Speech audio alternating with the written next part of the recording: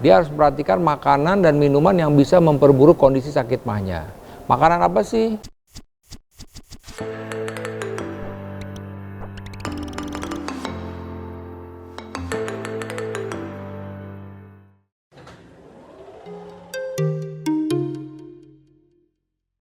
Memang untuk pasien-pasien yang mengalami sakit mah tadi ya, jadi seperti misalnya tadi ada nyeri ulu hati, kemudian ada kembung, begah, cepat kenyang, ya rasa tidak nyaman di daerah ulu hati, ada beberapa hal yang harus diperhatikan.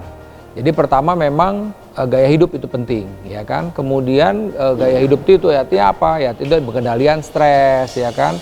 Kemudian tidur secara teratur, ya minimal 6 jam sehari. Kemudian makan secara teratur, ya. Kemudian hal yang lain yang harus diperhatikan adalah dia harus perhatikan makanan dan minuman yang bisa memperburuk kondisi sakit mahnya. Makanan apa sih? Contohnya ya makanan-makanan yang merangsang. Misalnya makanan-makanan yang mengandung asam, terlalu pedas misalnya, yang cuka-cuka itu yang harus dihindari. Ya, kemudian makanan-makanan yang diawetkan itu juga mesti diperhatikan, ya. Kemudian hal-hal yang lain misalnya adalah makanan-makanan yang misalnya mengandung coklat, keju, dan lemak. Itu kenapa? Dia bisa menyebabkan pengosongan lambung menjadi terlambat. Ya, kemudian hal-hal yang lain harus diperhatikan, misalnya minuman. Minuman tuh kayak seperti kopi juga mesti diperhatikan, jangan berlebihan. Karena kopi ini mengandung kafein, dan kafein ini bisa meningkatkan produksi asam lambung. Itu harus diperhatikan. Kemudian tentu minum-minuman yang bersoda, alkohol, itu harus dihindari oleh pasien-pasien dengan sakit mah. Dan yang terpenting juga kadang-kadang lupa rokok.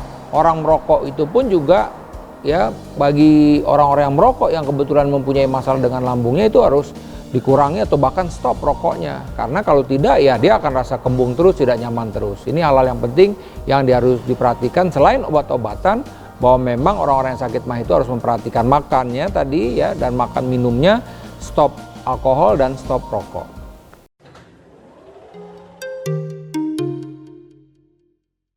Ya, jadi sebenarnya tidak ada makanan-makanan yang khusus ya yang harus memang dianjurkan misalnya untuk pasien sakit mah. Tapi memang tergantung dari kondisi sakit mahnya. Ketika dia lagi mah akut misalnya makan sedikit perih, pedih, itu dianjurkan untuk makanan-makanan yang seperti soft ya. Jadi artinya lembut, dianjurkan makan bubur, rebus-rebusan ya kan, menghindari goreng-gorengan. Nah, itu pilihannya seperti itu. Dan biasanya juga pilihan buahnya tentu yang tidak terlalu sulit untuk dicerna. Jadi seperti misalnya ya pilihannya seperti melon, ya pepaya, ya pisang, tentu pisang manis itu menjadi pilihan bagi orang-orang yang memang punya sakit mah.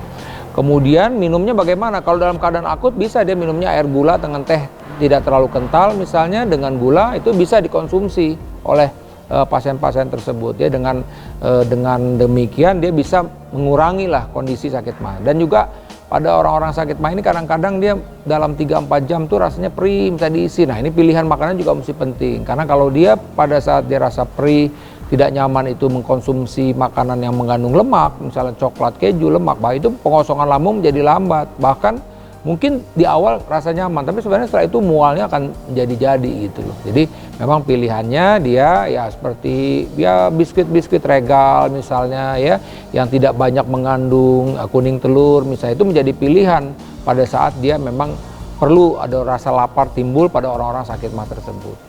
Pasien mah memang selalu bertanya, "Dok, ini saya bisa sembuh total apa tidak?" Sebenarnya jawabannya